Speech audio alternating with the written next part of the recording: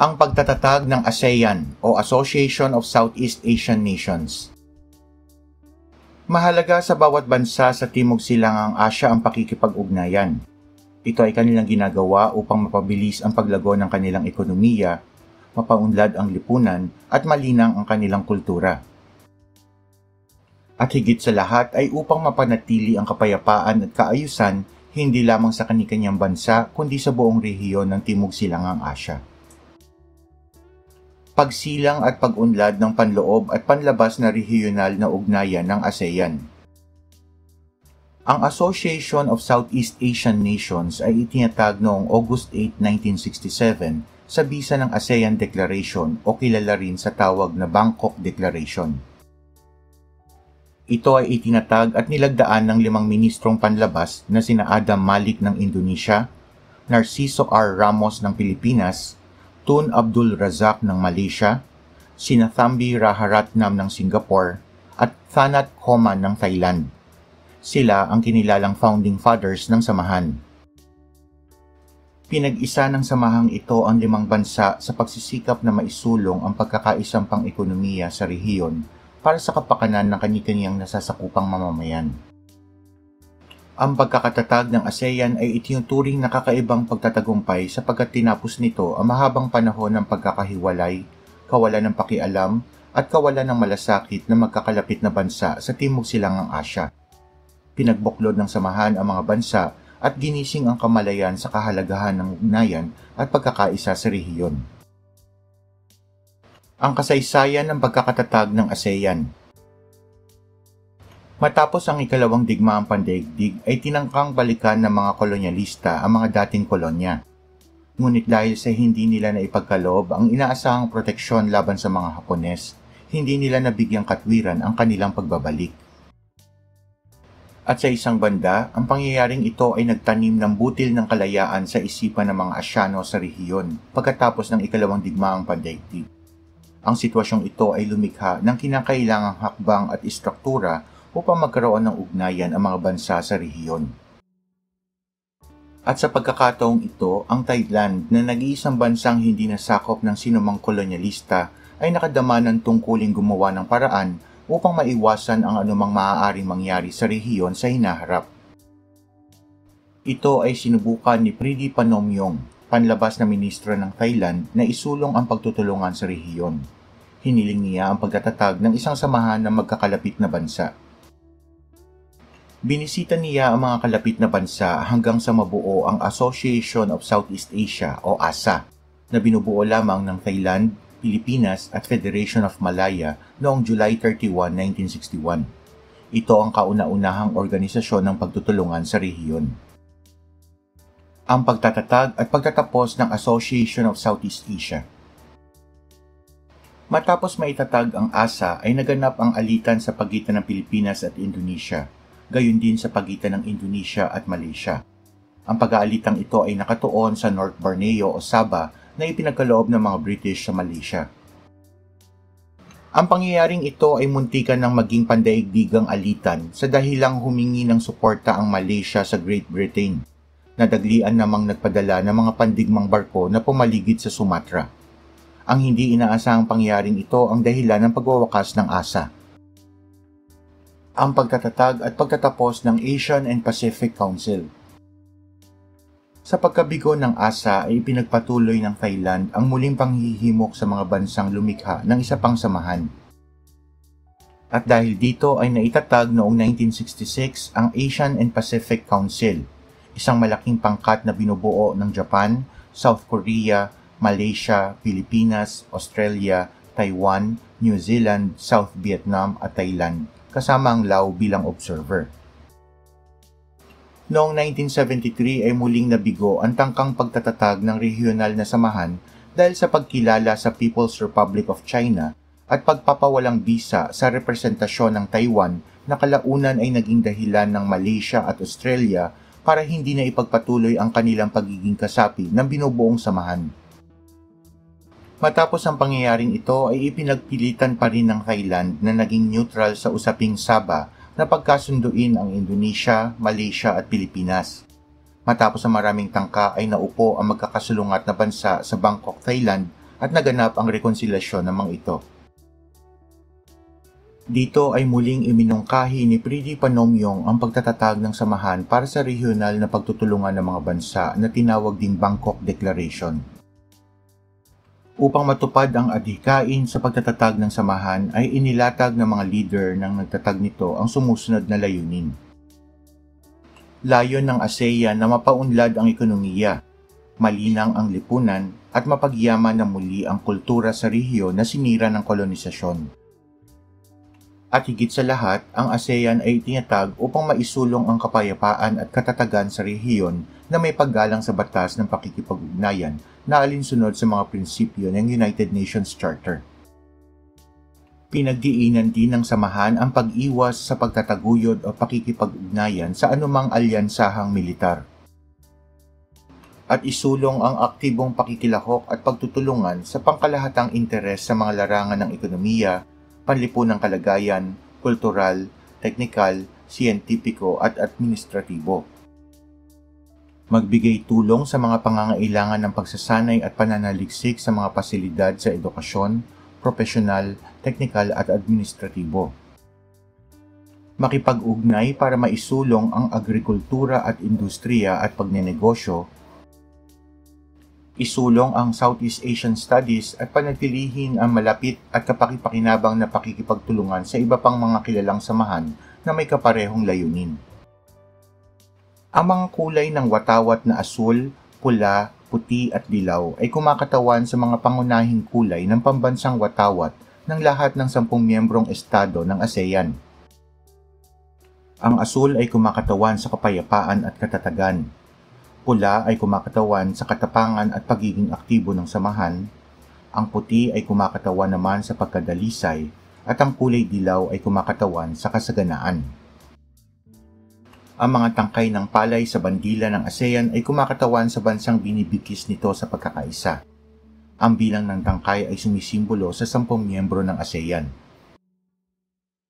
Ayon sa ASEAN Leaders' Statement on the Application of Timor-Leste for ASEAN Membership, ang Timor-Leste sa prinsipyo ay tinanggap bilang ika-11 miyembro ng samahan at binigyan ng observer status at pagkakataong makilahok sa lahat ng pagpupulong ng ASEAN, kabilang na ang mga plenaryo sa summit. Magtatakda rin ang pamantayan ng samahan kung ano ang dapat maabot ng Timor-Leste bago ito mapagkalooban ng ganap na karapatang maging kasapi nito. Ang mga sumusunod ang bumubuo sa istruktura ng ASEAN. Ang ASEAN Summit ang pinakamataas na kapulungan ng samahan. Ito ang gumagawa ng mga patakaran ng samahan na nagpupulong ng 2 beses sa isang taon. Ang kapulungan na ito ay binubuo ng mga pangulo ng bawat bansang kasapi. Ang ASEAN Coordinating Council ang pangalawang pinakamataas na katawan sa loob ng ASEAN. Ito ay pinamumunuan ng mga ministrong panlabas ng ASEAN at nagpupulong ng 2 beses bawat taon. Ito ang nagpapasya ng mga pamantayan at tuntunin para sa pakikipag-ugnayan ng ASEAN sa ibang bansa sa daigdig. Ang mga sumusunod ang tungkulin nito. Ihanda ang mga pagpupulong ng ASEAN Summit at tiyakin ang pagpapatupad ng mga kasunduan at desisyon ng ASEAN Summit. Makipag-ugnayan sa mga Community Council ng ASEAN upang mapahusay ang pagkakaugnay ng patakaran, kahusayan at kooperasyon sa pagitan nila. Makipag-ugnayan sa pagbuo ng mga ulat ng ASEAN Community Council sa ASEAN Summit. Isaalang-alang ang taunang ulat ng Secretary General sa gawain ng ASEAN sa mga tungkulin at operasyon ng ASEAN Secretariat at iba pang kaugnay na kinatawan. At aprobahan ang paghirang at pagwawakas ng panunungkulan ng Deputy Secretaries General sa rekomendasyon ng Secretary General. Ang ASEAN Community Council o ASEAN Pillars ay binubuo ng ASEAN Political Security Community Council, ASEAN Economic Community Council, at ASEAN Socio-Cultural Community Council. Ang mga konsehong ito ay binubuo ng isang ministerial body na kumakatawan sa bawat miyembro ng ASEAN. Dapat ipatupad ng mga konsehong ito ang mga desisyon ng ASEAN Summit, ngunit maaari ding magsumite ng mga ulat at rekomendasyon sa ASEAN Summit bilang konsiderasyon sa mga nagawang desisyon.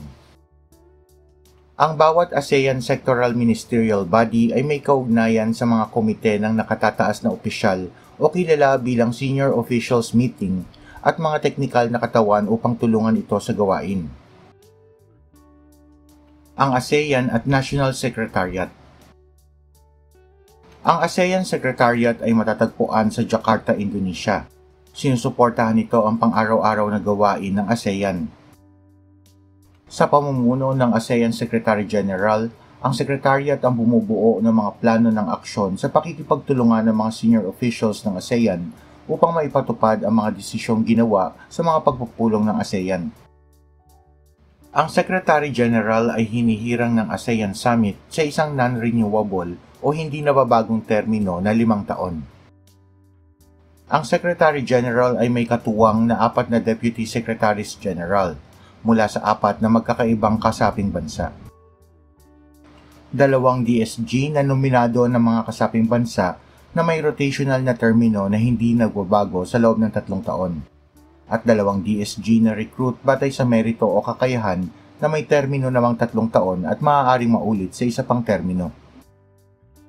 Ang bawat miyembro ng ASEAN ay mayroon ding ASEAN National Secretariat na ang tungkulin ay makipag-ugnayan sa pagpapatupad ng mga desisyon ng ASEAN sa pambansang antas. Sinusuportahan din nila ang anumang pagpupulong o aktibidad ng ASEAN na gaganapin sa loob ng bansa. Ang diplomatikong representasyon ng ASEAN.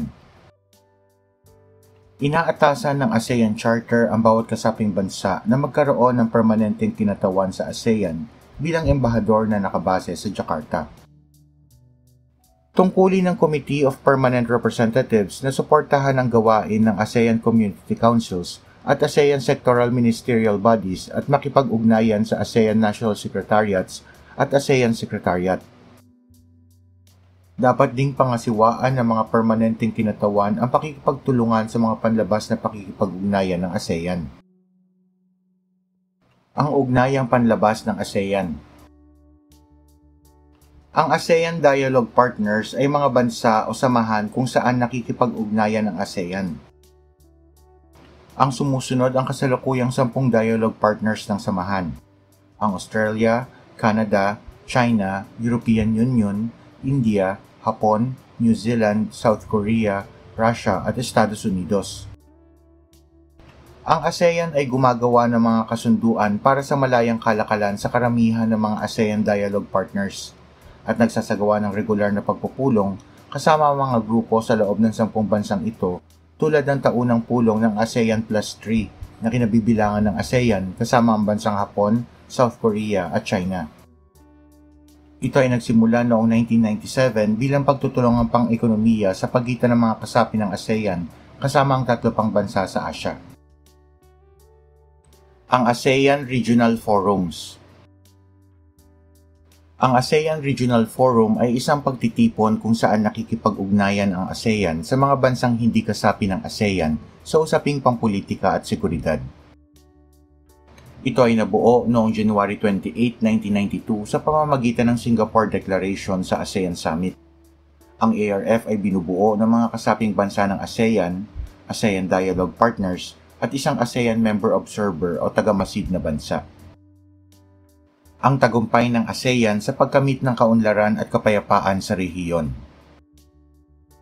Mula sa pagkakatatag ng ASEAN noong 1967, ito ay nagtagumpay sa layong pagsusulong ng kapayapaan, katatagan at kaunlaran sa rehiyon sa pamamagitan ng pagpapatupad ng mga agenda o balak na sumasaklaw sa mga sumusunod na haligi o pillars nito, tulad ng seguridad na pampolitikal, pang-ekonomiya at pang-sosyo-kultural.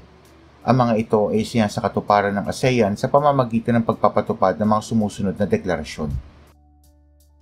Ang Declaration on the Zone of Peace, Freedom and Neutrality ay isang deklarasyon na nilagdaan ng mga ministro ng bansang Indonesia, Malaysia, Pilipinas, Singapore at Thailand noong November 27, 1971.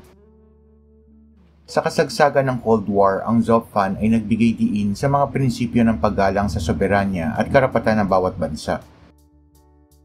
Binigyang diin nito ang pagtutulungang pangrehiyon na nag-udyok sa mga bansa na panatiliin ang kapayapaan sa rehiyon. Ang Declaration of ASEAN Concord. Ang Declaration of ASEAN Concord ay isang formal na deklarasyon na may layong itaguyod ang kapayapaan, kaunlaran at kapakanan ng mga mamamayan ng mga kasaping bansa ng samahan. Isinusulong din nito ang pagpapalawak ng kooperasyon sa loob ng ASEAN sa larangang pang-ekonomiya, panlipunan, pangkultura at pampolitika. Nabuo sa deklarasyong ito ang sumusunod na programa. Sa aspektong politikal ay matagumpay na naisagawa nito ang pagpupulong ng mga pinuno ng pamahalaan ng mga miyembrong bansa. Ang paglagda ng mga kasaping bansa sa Treaty of Amity and Cooperation in Southeast Asia bilang gabay sa ugnayang panloob o interstate relations ay nagpatibay sa ugnayan ng mga bansang kasapi. Isinaayos din nito ang mga hindi pagkakaunawaan sa loob ng rehiyon sa pamamagitan ng mapayapang paraan sa lalong madaling panahon. Pinagpapatuloy rin ng organisasyon ang pag-aaral na bumuo ng pagtutulungang panghukuman kabilang ang posibilidad ng isang ASEAN Extradition Treaty at pagpapalakas ng pagkakaisang politikal sa pamamagitan ng pagtataguyod ng pagkakatugma ng mga pananaw at maayos na pag-uugnayan. Pagdating sa aspektong ekonomiya ay malayo-layo na rin ang narating ng ASEAN sa pagpapatupad ng pagpapaunlad sa ekonomiya ng mga bansa sa rehiyon. Sa pamamagitan ng mga deklarasyon ng ASEAN Concord ay pinaigting ng mga miyembrong bansa ang pagtutulungan sa paggawa ng mga pangunahing bilihin o pangangailangan, partikular na ang pagkain at enerhiya sa mga bansang kasapi ng rehiyon. Ang mga miyembrong bansa ay nagsimulang magtulungan upang magtatag ng mga plantang pang-industriya ng ASEAN para matugunan ang mga pangangailangan sa rehiyon na mahalagang kalakal. Pinagdiinan nito ang pagbibigay ng prioridad sa mga proyektong nakaambag sa pagtaas ng produksyon ng pagkain, pagtaas ng kita sa foreign exchange at paglikha ng trabaho. Sa larangan ng panlipunang pag-unlad ay binigyang diin ng ASEAN ang kapakanan ng pangkat na mababa ang kita, lalo na ang mga nasa kanayunan. Para sa ASEAN ay mahalaga na nabibigyan ng pagkakataon ang bawat mamamayan ng produktibong trabaho na may patas na pasahod. Sinusuportahan din ng samahan ang pakikilahok ng kababaihan at kabataan sa mga bagay na ikauunlad ng lipunan. Nakikiisa rin ang ASEAN sa mga programa upang matugunan ang suliranin ng paglaki ng populasyon. Sa larangan naman ng kultura ay sinimulan na rin ng pag-aaral ng pambansang wika ng ilang partikular na bansa ng ASEAN. Para naman sa pagpapaunlad ng pagkakakilanlan ng rehiyon at pakikipagkapwa, ay binigyang diin ng ASEAN ang pagsuporta sa mga iskolar, manunulat at kinatawan ng media sa dahilang sila ay may malaki at mahalagang papel sa pagpapalaganap ng kultura ng mga bansang ASEAN. Ang ASEAN Free Trade Area. Ang ASEAN Free Trade Area ay ang makinarya ng samahan para sa kooperasyong pang-ekonomiya. Sa pagtatatag ng AFTA ay patuloy na naisulong ng ASEAN ang panloob na pagtutulungan ng mga bansa sa kalakalan, serbisyo at pamumuhunan sa mga bansa sa pagpoproduce ng industriya upang mapalakas pa ang kalagayang kompetitibo ng samahan. Bunsod nito ay hindi lamang napagsama ng ASEAN ang mga bansa sa rehiyon sa pagsusulong ng ekonomiya. Nagawa rin ito na maisama at makaisa ang mga bansa sa rehiyon sa pandaigdigang ekonomiya. Mga kaayusan sa kalakalan sa Timog Silangang Asya. Kaugnay nito ay nakatulong ang Regional Comprehensive Economic Partnership sa pagsasakatuparan ng Free Trade Area Partnership ng 11 kasapi ng ASEAN sa mga bansang China, Japan, Korea, Australia at New Zealand noong 2020. Noong 2003 ay nagkasundo ang mga leader ng ASEAN na ipagpatuloy ang pagsulong ng pagtatagumpay ng AFTA at iba pang pinagsikapang gawain ng samahan upang higit pang mapalawak at mapalalim ang naging tagumpay sa AFTA. At sa pamamagitan ng Bali Concord II, nagkaisa ang mga leader ng samahan sa pagdedeklara sa ASEAN Economic Community bilang isa sa mga haligi ng ASEAN. Ang ASEAN Economic Community ay ang realisasyon ng layuning integrasyon o pagsasama-samang pang-ekonomiya ng rehiyon. Inaasam ng AEC na magkaroon ng iisang merkado o pamilihan na may mataas na kalidad ng produksyon at handang makipagsabayan sa larangan ng pandaigdigang kalakalan ng mga hamon ng ekonomiyang global. Sa sandaling matupad ang AEC ay naniniwala ang samahan na madarama ang malayang paggalaw ng produkto, serbisyo at pamumuhunan kasama ang higit na malayang pagdaloy ng kapital at kasanayan sa rehiyon. Inaasahang sa pagtutugma ng kalakalan at batas sa pamumuhunan, ang ASEAN ay higit na mapapalakas at magiging kaiga-igayang destinasyon ng pamumuhunan. Ang Southeast Asian Nuclear Weapon-Free Zone Treaty. Noong December 15, 1995 ay nilagdaan ng mga miyembro ng ASEAN ang Southeast Asian Nuclear Weapon-Free Zone Treaty bilang isang pangako ng pangangalagaan ang rehiyon ng Timog Silangang Asya bilang isang rehiyong walang sandatang nuklear at iba pang mga armas na may potensyal na makasira ng malawakan sa daigdig. Ang kasunduan ay kilala rin bilang Bangkok Treaty at sa pamamagitan ng kasunduang ito ay muling pinagtitibay ng ASEAN ang kahalagahan ng Treaty on the Non-Proliferation of Nuclear Weapons. Itinakda rin ito ang pagtatatag ng Nuclear Weapon-Free Zone sa rehiyon na kinilala bilang isa sa 5 sa mundo. Ang ASEAN Vision 2020. Ang ASEAN ay nagsisilbing merkado na kinabibilangan ng 500 milyong mamamayan na mayroong pangkalahatang gross domestic product na $600 billion. Ito ay patunay ng pagtatagumpay ng ASEAN sa larangan ng ekonomiya sa dahilang nagawa nitong mapataas ang level ng katatagan ng ekonomiya bukod sa napababa nito ang porsyento ng mahihirap sa rehiyon. Naganap din ang maayos na kalakalan at pamumuhunan mula sa liberalisasyon ng mga regulasyon o tuntunin sa kalakalan. Mula sa mga tagumpay na ito ay natupad ang itinalagang bisyon ng ASEAN sa panahong 2020. Bisyon ng ASEAN ang pagkakaroon ng magkakasamang panlabas na pananaw ng mga bansang kasapi nito at mamuhay na mapayapa ng may katatagan at kaunlaran na binibigkis ng pagsusosyo o pagtutulungan sa dinamikong paglilinang ng pamayanang mapagkalinga sa lipunang ginagalawan. Ang Pilipinas sa ASEAN. Ang Pilipinas ay isa lamang pangkaraniwang ekonomiya nang sumapi ito sa ASEAN. Ayon kay Mr. Motoo Konishi, ang co-chair ng Philippine Development Forum sa kanyang press statement noong 2013, ang Pilipinas ay hindi na kinikilala bilang the sick man of Asia, kundi kinikilala na bilang Asia's rising tiger. Bilang kasapi ng ASEAN ay binibigyang diin ng organisasyon ang papel ng Pilipinas bilang tagapagpatnubay o tagapag-ayos ng panlabas na pakikipag-ugnayan ng samahan sa estratehikong dialogue partners ng samahan. Gayunpaman, ang papel na ito ay isinasagawa sa paikot na pagsasali ng tungkulin na ginaganap sa buwan ng Hulyo. Ang tagapagpatnubay sa isang tiyak na partner ng ASEAN ay tumatagal ng 3 taon. Sa panahong ito ay kinakailangang maisulong ng tagapagpatnubay ang interes ng ASEAN kasabay ng pagpapahusay ng relasyon dito nang naaayon sa mutual na paggalang at pagkakapantay-pantay. Mahalaga ang naging papel ng Pilipinas sa bawat pagkakataon ng pamumuno nito.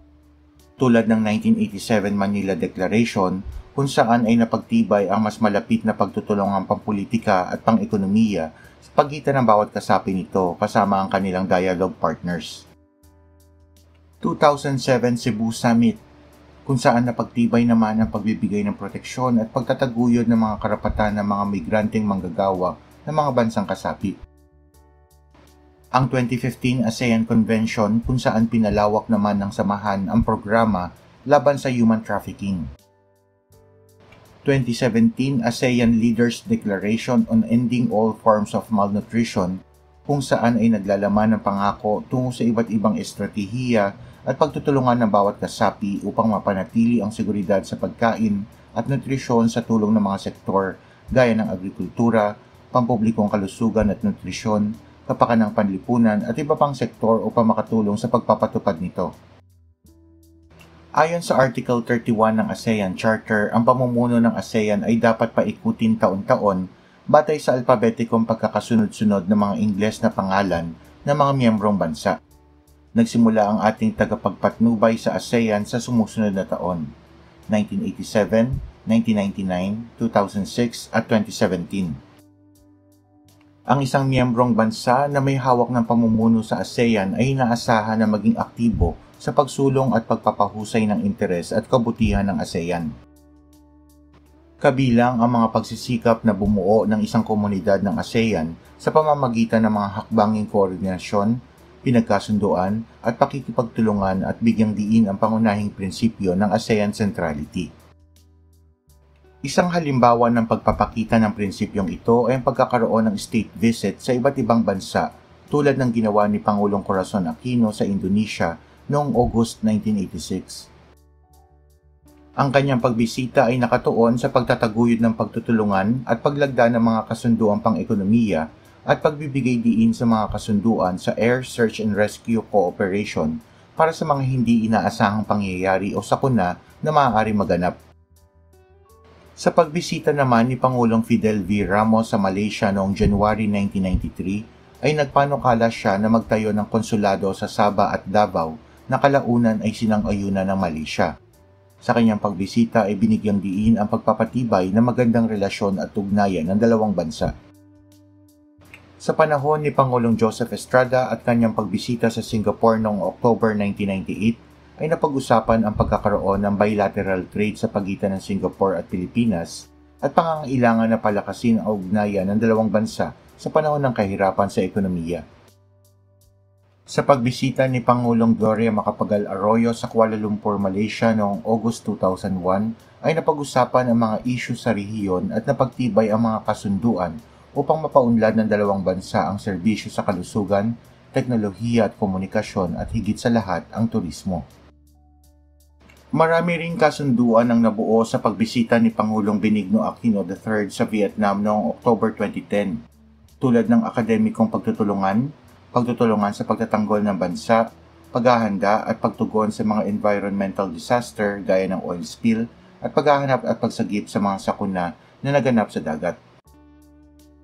Sa panahon ng pamamahala ng Pangulong Rodrigo Duterte ay nabigyang diin sa kanyang pagbisita sa Indonesia noong September 2016 ang talakayan sa mga iligal na droga, transportasyon lalo na sa himpapawid at karagatan, at pagpapabuti ng paglalakbay ng mga mamamayan sa pagitan ng dalawang bansa. Si Pangulong Ferdinand Bongbong Marcos Jr. naman ay bumisita rin sa Indonesia noong September 2022 at nilagdaan ang Plan of Action sa pagitan ng Pilipinas at Indonesia mula 2022 hanggang 2027. Nagkaroon din ng Memorandum of Understanding para sa pagtutulungang kultural at pagpapaunlad at pagtataguyod ng isang malikhaing ekonomiya sa pagitan ng dalawang bansa. Ang pag-angkin ng China sa West Philippine Sea. Sa panahon ng Administrasyong Benigno S. Aquino III, ang Pilipinas ang naging frontliner sa lahat ng bansang ASEAN. Ipinaglaban ng Pilipinas ang West Philippine Sea laban sa mga banta ng pakikialam ng bansang China. Ito ang nanguna sa pagpuna sa China para sa mga aksyon nito at ginawa ang pinakamatapang na hakbang kailanman, ang pagsasampa ng kaso ng arbitrasyon noong 2013.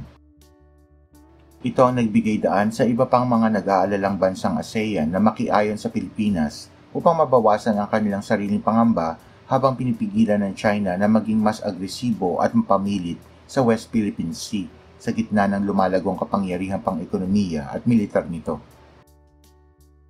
Ang Pilipinas din ang pangunahing miyembrong bansa na nangampanya upang ang regional na samahan ay magkaisa laban sa tangkang pag-aangkin ng China sa mga teritoryo na pagmamay-ari ng ilang bansang kasapi ng ASEAN at makapagbalangkas ng mga aksyon na nakakaapekto sa mga miyembro ng ASEAN. Ang pagtatatag ng ASEAN o Association of Southeast Asian Nations.